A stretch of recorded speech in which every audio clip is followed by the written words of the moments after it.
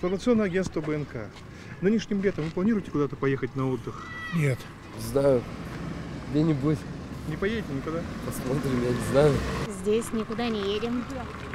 Дача, грядки? Дача, да. Сочи. На огород. В деревню к родителям поеду. С ребенком Крым. По путевке или дикарем? Нет, в санаторий путевочку. Куда я поеду? Мешать-то кому-то. Зачем? К сожалению, дома. Никуда мы не поедем. Чем будете заниматься? Гулять? Куда-то поедем на юг, на наш, на российский или за границу, пока еще не решили. Крым в этом году много кто собирается, скорее всего, туда не попадем. Ну, можно было, не были, можно было бы съездить. А так видно будет, пока не знаем, пока не решили. На нашем отечественном пляже в Анапе. Когда поедете? Месяц уже знаете? Да, в период своего отпуска в июле.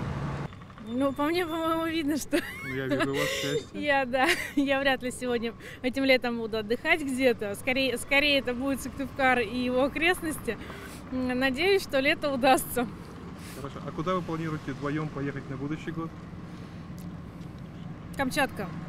Почему так? Очень понравилось. Мы там были прошлым летом. Да, немножко не тот климат, где хотелось, не море, не совсем то море, куда обычно стремятся люди. Но в плане отдыха там очень неплохо. То есть там есть и сервис своего рода, да, и питание на достойном уровне. Я надеюсь, что в республике тоже станет нечто подобное. Нынешним летом, так, я уезжаю к себе на историческую родину, в город Киров, нянчиться с внуками. Никуда не поедете? Никуда. А на огороде что, картошка? Что, Картошка, лучок, морковка. А дача, грядки, есть что-нибудь? Есть дача, но не смогу я работать.